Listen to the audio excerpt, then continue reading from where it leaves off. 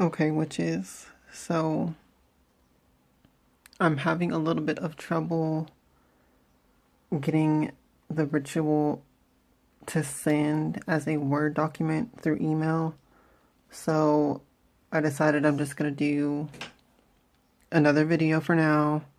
So this is a full ritual outline, and I'll just be reading it to you in this video. And I will try to also write all of this down in the description box as well. So I'm just going to begin this.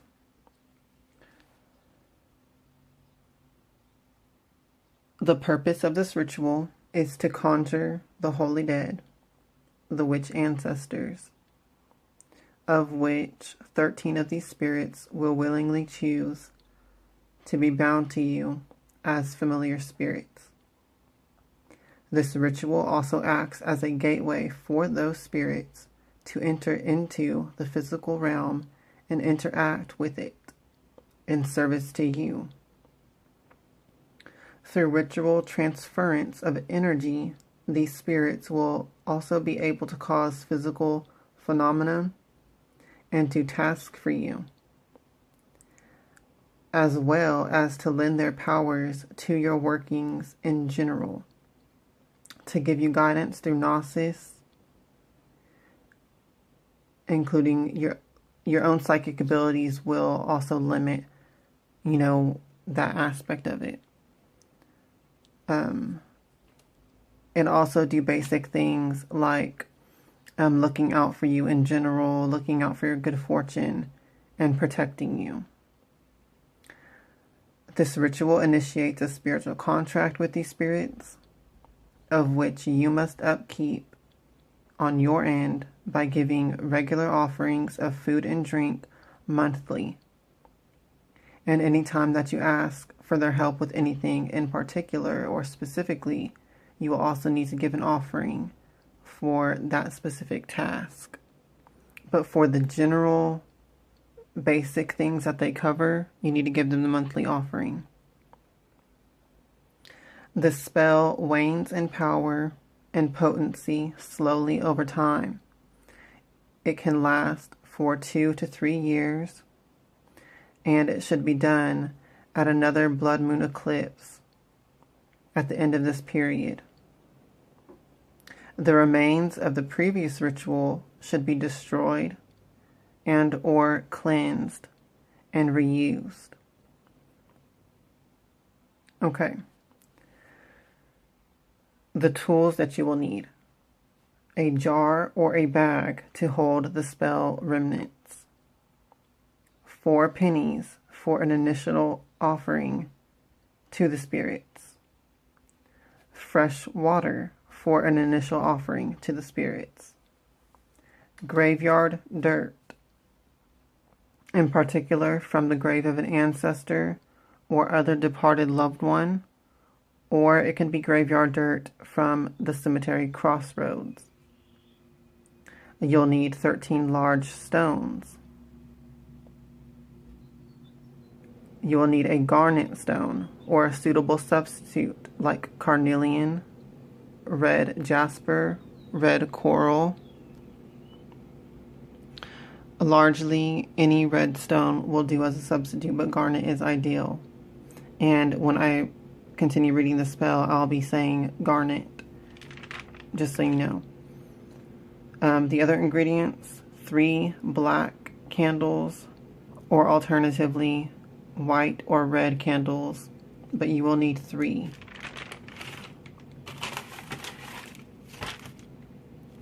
Necromancy oil or underworld deity oil, either will work.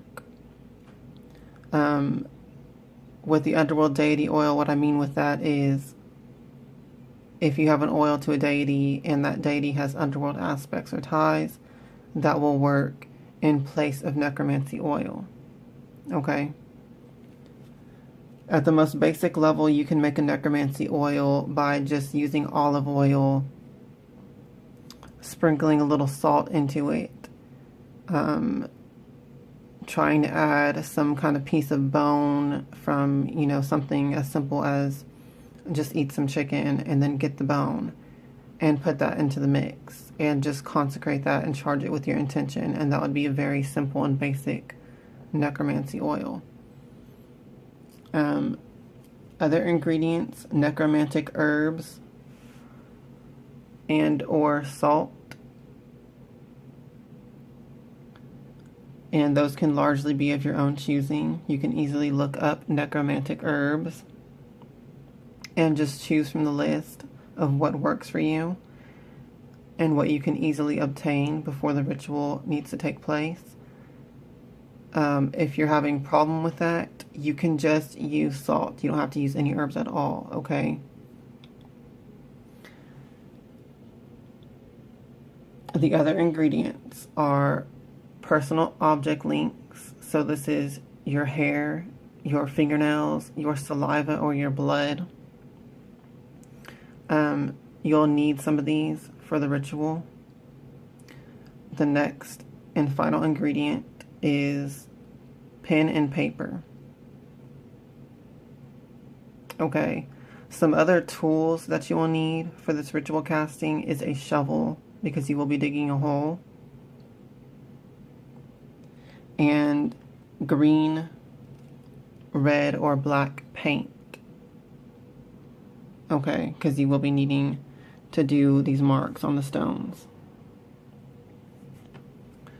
Okay, the ritual preparations. Gather 13 large stones and select a spot in nature, which you will set them up into a large circle.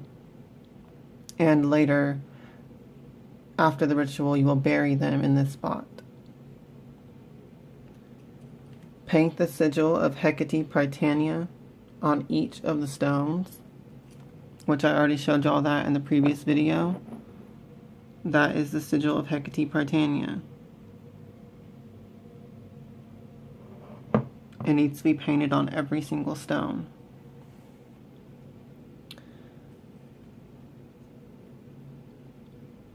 You will also need to consecrate the stones with necromancy oil. So, very simply, just take some of the necromancy oil, get it on your fingers, and just anoint the stones with it. And just a little bit of oil on each of the stones. This is a process of empowering them and preparing them for the ritual use. Okay. All of this must be done prior to the eclipse. So it's very important that you make sure you do this before the eclipse. Okay, other ritual preparations is to select your candles, the 3 candles that you'll be using. These are the ones I'm using. And you will also need to inscribe Hecate Prytania's sigil onto these candles. So, you know, once again, this is a process of empowering these candles with that energy.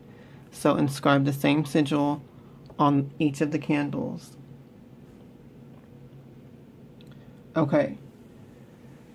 The next ritual preparation, you will need to take a piece of paper and a pen and write out the following petition to the spirits. So once again, I'll try to get this typed up into the description box. So it should be down there. And you will say, or you will write, I, insert your name, born on, insert your birth date here, son or daughter of, insert the names of your parents, both of them. Now do consciously and willingly make this bond with the witch ancestors, the holy dead, that of these sacred blessed spirits 13 may come forward, who so choose, and bind to me as my familiars, that I may channel their great power whenever I need and unto my will.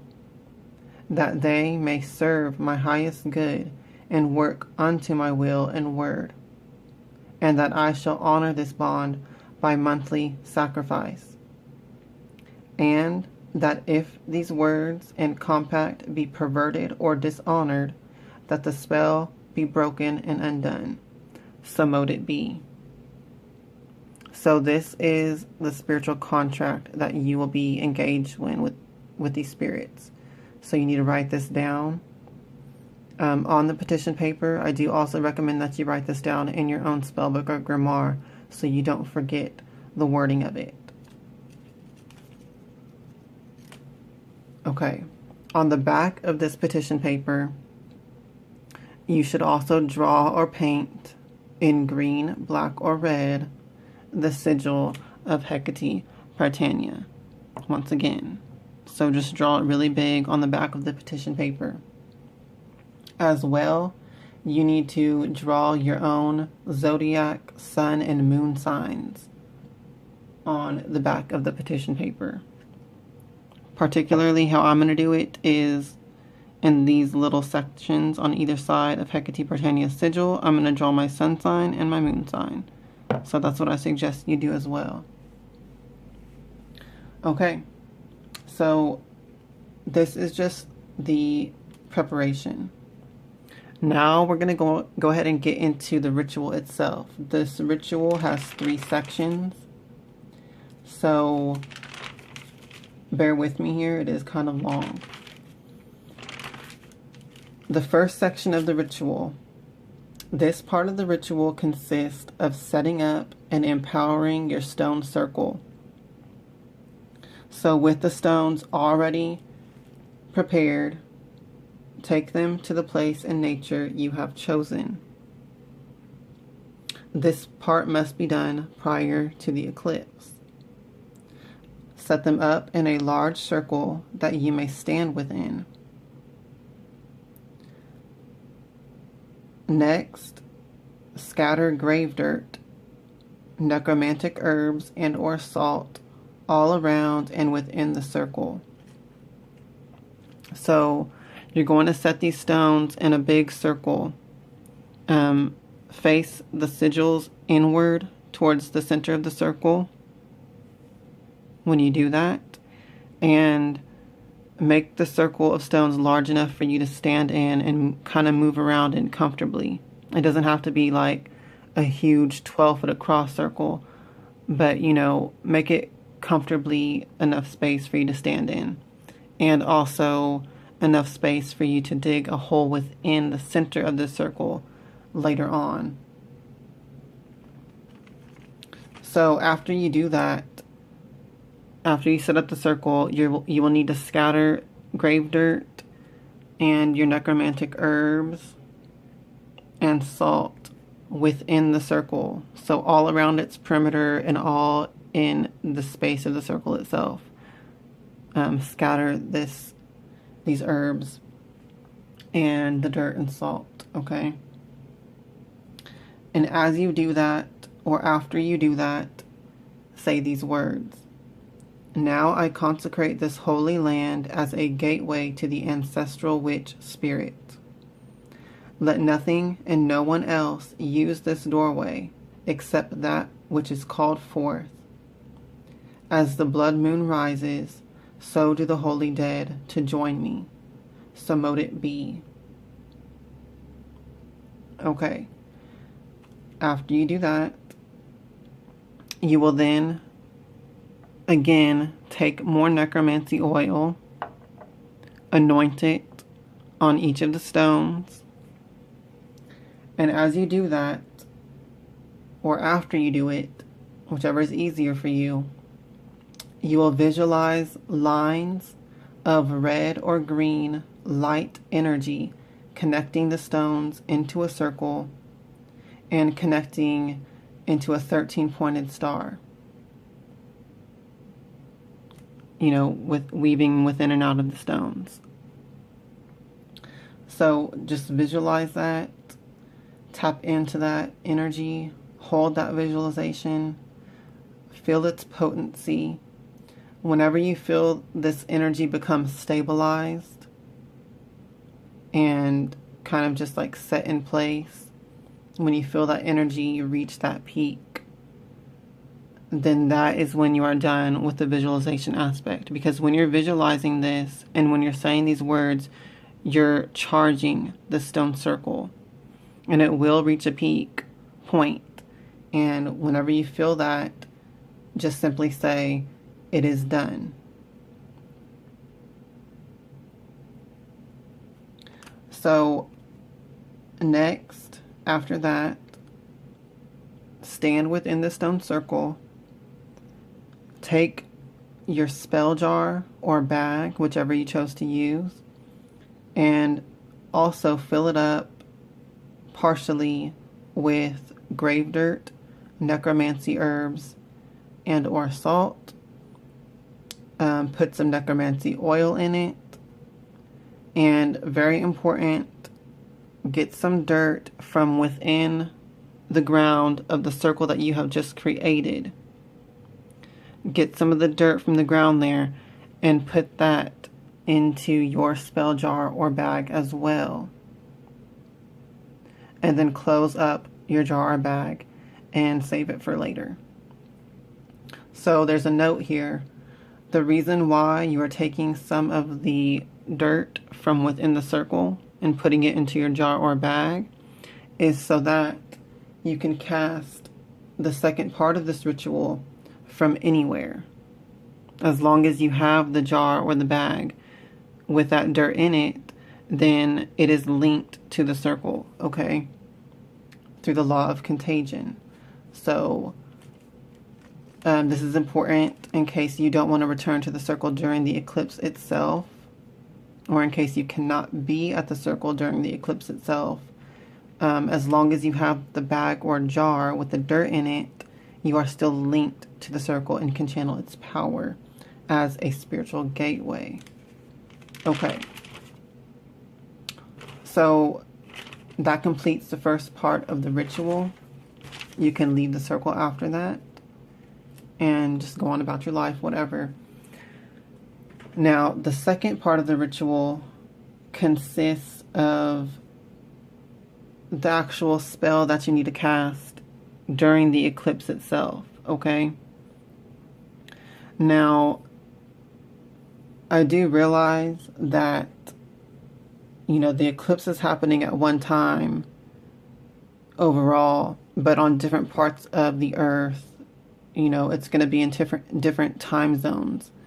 You know, it's going to be at a different time for all of us. So I realize that for some of us, it might be like in the middle of the night, in the middle of the day, just depending where you are in the world when you're casting the spell and when the exact eclipse timing is occurring in your part of the world. I recommend that you look up, there's a site called Time and Date that you can look up the exact timing of the eclipse and how that compares to your time zone. So looking at that information for yourself, you know, you can decide if you can schedule around it or to it or what. But I do recommend that you cast this next part of the spell exactly during that 2-hour window when the eclipse is exactly happening. You know, if that is not possible for you, then it is still fine to cast the spell as long as it is within the day of the eclipse. Okay? So I just wanted to include that at the beginning of this. That is important. So once again, you can return to the stone circle to cast this part of the spell, or you can do it from any location as long as you have the bag or the jar. Okay, so for this part of the ritual, here's the steps. Take the spell jar or the bag and add your personal object link into it. You could add multiple. You could add your hair, your fingernails, in your saliva and your blood. You could add all of those, or just one. It's all up to you on that aspect. But at this point, you will add your object links into the spell jar or bag. Then You will hold the jar or the bag in both of your hands. You will hold it up to your heart for a moment to connect that loving energy to it. It's very important that you feel love during this ritual and put that loving vibration into it. Then you will hold the spell jar or bag over your head. It's important because it needs to be over your crown chakra. Okay? And as you're holding it there, say these words. I call upon the spirits, the holy dead. Hear me. Great mothers and fathers, brothers and sisters before me. Come, my kindreds, my holy ancestors. I call to thee which are keen to my arts of magic. Wise witches, healers, and shamans of the dead. Hear me and come forth. Gather unto me. Let the bonds of living blood and love transcend the veils through my vessel. Awaken, hasten unto my call with mercy and compassion. I conjure and evoke thee. Lend me your power. Okay, so that is the incantation. After you do this, set the jar or the bag down and take up your pre-written petition contract from the beginning of the preparations. Okay, take that pre-written contract, read it out loud to the spirits which are now gathered around you and listening because of your invocation. Read the contract out loud to the spirits. Anoint with necromancy oil onto the contract. So just take some on your fingers and just rub it on the contract. And then you will take the paper, fold it up, and place it into your jar or your bag. Then you will close up the jar or the bag. And next, you will take your garnet stone. Once again, either your garnet or whatever substitute that you have, whether if it is carnelian or some other red stone. Take this stone up and hold it in both of your hands. Hold it to your heart once again and charge it with the raised energies from this part of the ritual. So take up your garnet stone and say these words. Let this stone anchor the spell and strengthen your presence. So be it. Okay. So that concludes the second part of the ritual. You can keep the stone and the jar or bag. Don't put the stone inside the jar or bag, okay? But keep them together and thank the spirits. Thank the spirits in your own words. You don't have to do any kind of dismissal or banishing, because at this point, only the 13 spirits that chose to work with you will remain. Okay? So that concludes the second part of the ritual. Now I'm going to move on to the third part of the ritual. Now, this part of the ritual, you can return to your stone circle, or rather, you have to return to the stone circle for this part of the ritual, because this is the closing rite, the ending of the ritual. It's the final step and the sealing of the ritual. So you need to return to your stone circle for this part of the ritual. But you don't have to return there immediately the next day after the eclipse. If you can't make it there for some reason or whatever, what have you, you can return there at any point after the eclipse. But you need to do it as soon as possible, obviously. And, go to the circle, take your spell jar or your spell bag with you, take the garnet with you, and also take with you the pennies and the water and the 3 candles. Okay, and this is obviously going to be the part where you will also need the shovel to dig a hole and bury the rocks. Okay, so here's what you will do during this part. Enter the circle, visualize its power once again as the light energy connecting the stones. Tap into that energy, visualize it, hold the visualization for a little while. Okay.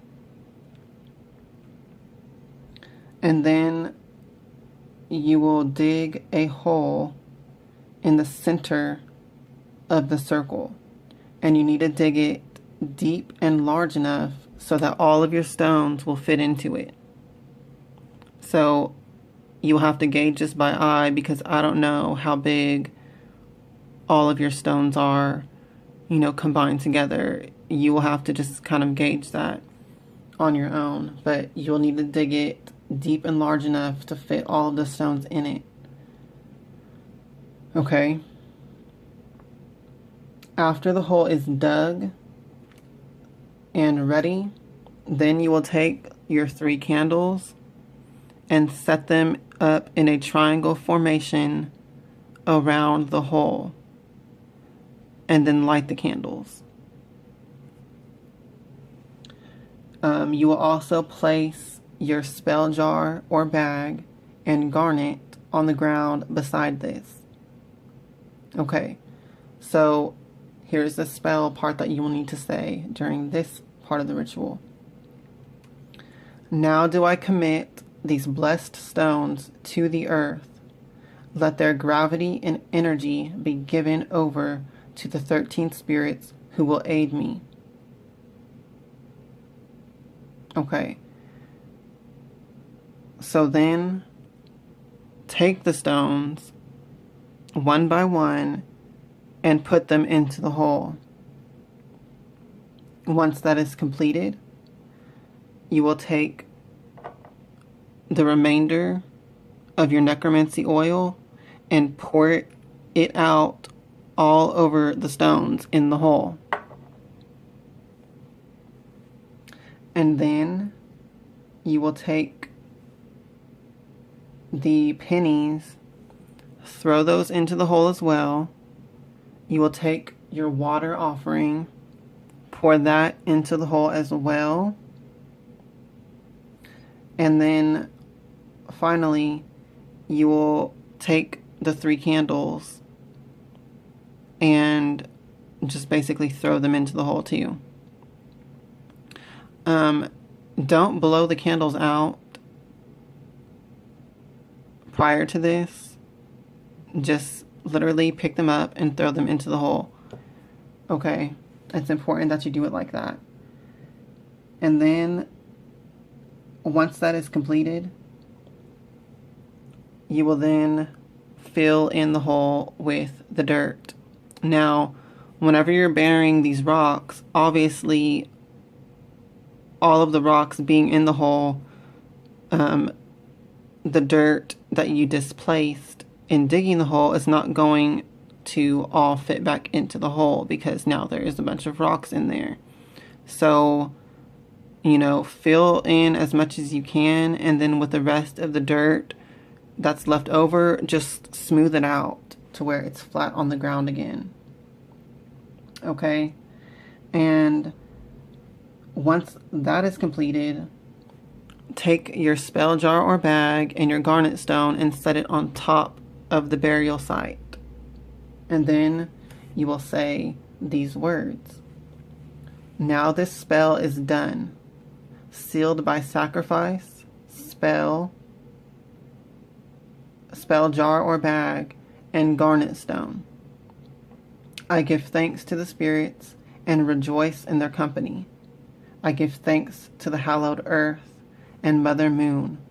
So be it done. Okay. Now, you will then need to sit down directly onto the earth and let the spell energies settle in ground, becoming one with the surrounding landscape once again. When you feel that this is all settled and calmed down, take your spell jar or bag and garnet and leave without looking back. The ritual is complete. Okay, now here are some afterwards, afterthoughts. It is okay and normal to feel drained after any part of this ritual. Just know that means that the magic has worked. And take care of yourself. Eat, drink something, and rest after any part of this ritual. You are putting a lot of effort and power into it, but you will get back, pretty much 13-fold from these spirits. But it is normal to feel drained after this, so just don't be worried about that if it happens. Since this ritual is done at the full moon eclipse, it only makes sense that you will then continue to give offerings at each full moon, because you need to give offerings monthly. So you can do it by the full moon to the full moon, since the ritual itself is done at the full moon. The offerings to the spirits, how you should do that is pour out any liquid offerings directly on the ground outside. It can be anywhere outside. If it's a food offering, just place it directly on the ground outside. And with a simple vocal acknowledgement that it is to these 13 spirits. So you can say it however you want in your own words, as long as you just acknowledge that out loud to the spirits. Which gives them permission to partake of it. However, if you ask the spirits for help with certain things, or specific goals, you need to give them an extra offering besides the monthly ones, once again. Other than that, the effects of this ritual will be relatively passive in nature, meaning that for your protection, for your good fortune, and just adding to your overall power and magic into all of the spells that you work, they will be supporting that without you really having to say anything or request it of them. They are just going to do it because that's what the contract entails, okay? Besides that, you will notice their presence through the physical phenomenon as they manifest and, do different, physical phenomena around you. That's just evidence of their presence, of their spiritual presence around you. And depending on your own psychic abilities, you will perceive them and communicate with them, learn gnosis from them, etc. If you don't really have that much advanced psychic abilities, then more than likely these spirits will be communicating to you through outward physical signs and omens. So pay attention to all of that, because that is how the spirits will communicate with you with different things. So aside from all of that, you need to keep the garnet in the spell jar or bag in a sacred place, such as an altar or something like that.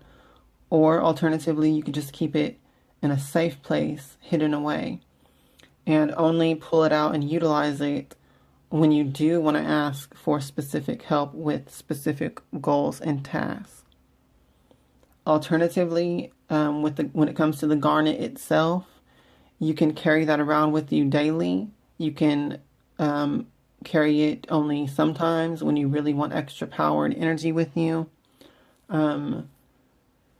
You can utilize it during ritual. You can set it beside your spell candles or your, other ritual paraphernalia from other spells and rituals that you'll be doing.